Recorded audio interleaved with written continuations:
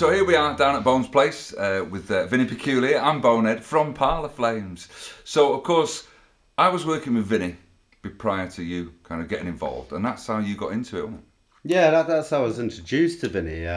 Obviously I was doing a bit of work with you, for want of a better word. There was some work. There was some good stuff. But yeah, and then you joined up with Vinny with Andy Rourke on bass, didn't you, and drums and stuff. That's how I got familiar with Vinny's music. I remember one night you come down. What was the album called? It was Iron in the Soul. And Was it Iron in the Soul? It was the one we did together in Blackburn. Was it Fall and Rise? Fall and Rise. No, I don't think that was the first thing that I'd heard. No.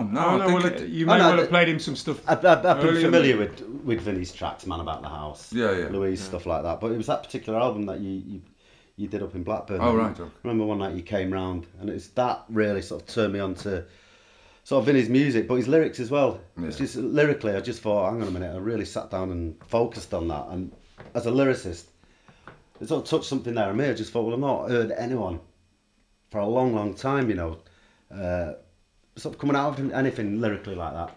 And that's what turned me on to Vinny, of course. And through you, I was introduced to Vinny.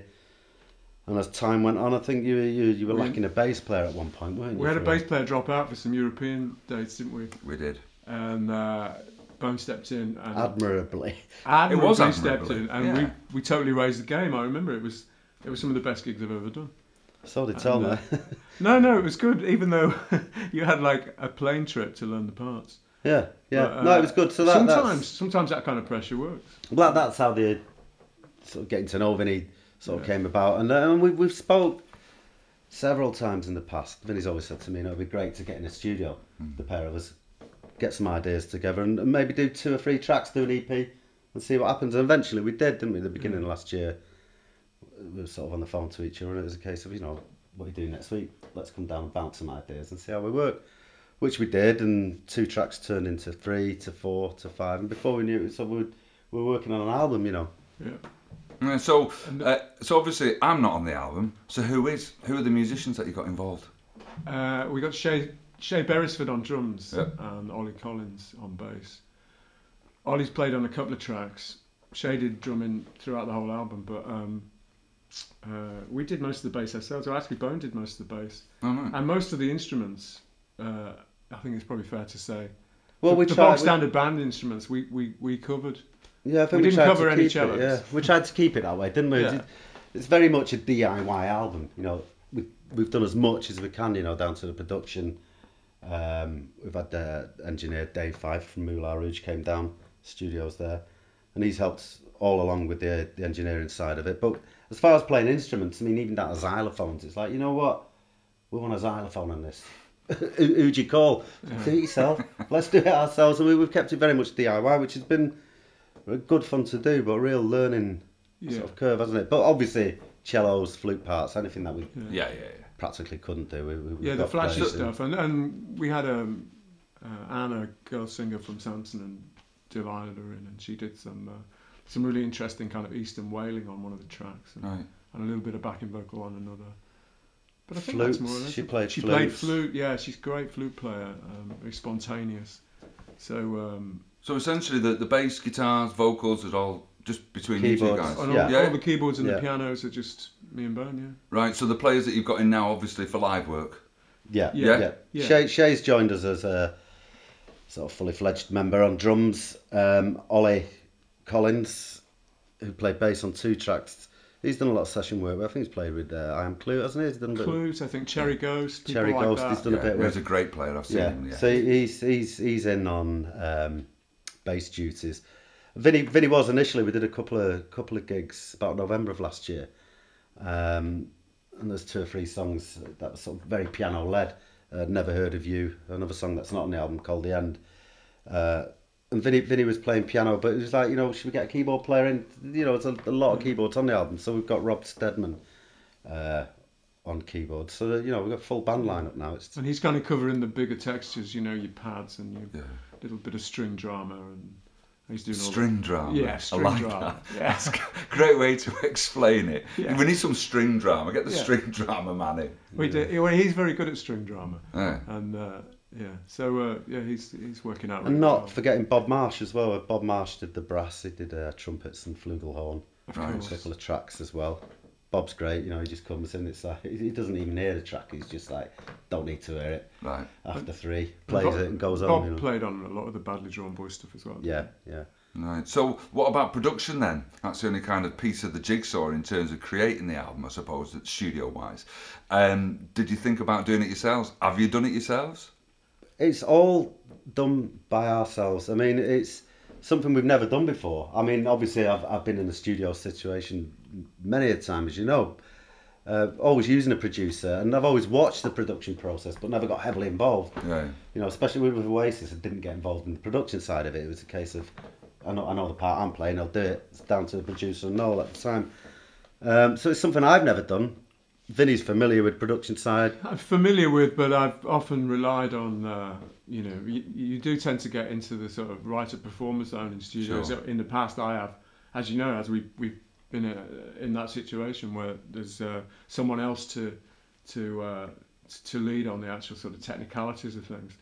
But this was really down to me and Bone. And to be fair to this situation, it's probably more of it was down to Bone, because the studio's at his house. I know for a fact he was doing quite a lot of work outside of the studio time on sounds and ideas and textures. And I mean, we actually went to a different studio as well briefly to record some of the guitars, didn't we? Yeah, we just couldn't. We couldn't really annoy the neighbours.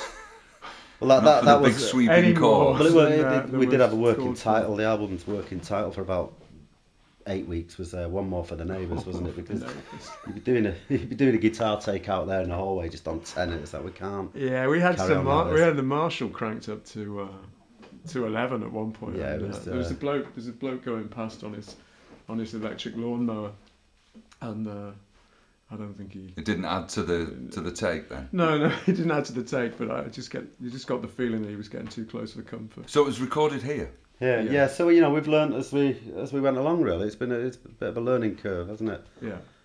A lot of trial, a lot of error. Right. But I think we got there in the end. I mean, obviously, we're happy with it. We've sent it off to be mastered, and it's going out. And we seem to have. I mean, this is the basement of Bone's house, and it's not a purpose-built studio in that sense, but we're really happy with the drum sounds. I think what we've here. achieved, I mean, and a lot of the sounds we got out of the room.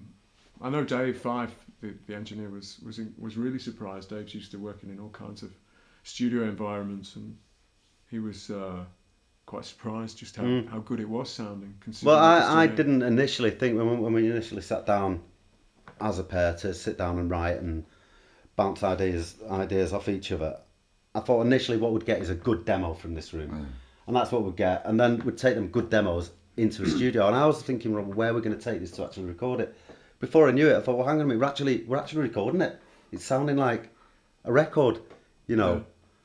I mean, then I thought, well, we're going to have to bring it somewhere to mix. We'll take it so far, but we'll take it onto a real studio, as it were, to mix.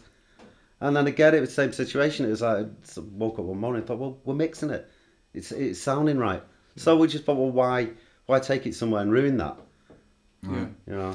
And also, it meant that we kind of maintained the overall sort of control, sound, feel, direction of the project. So Sure. it was a little bit easier than bringing so-called experts in. So we become ultimately responsible for the whole lot. Sure.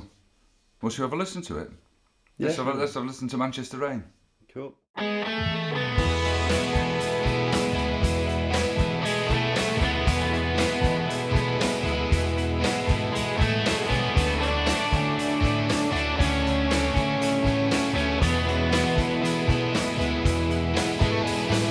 Manchester rain falling from the sky, heavenly tears land in your eye, Manchester rain.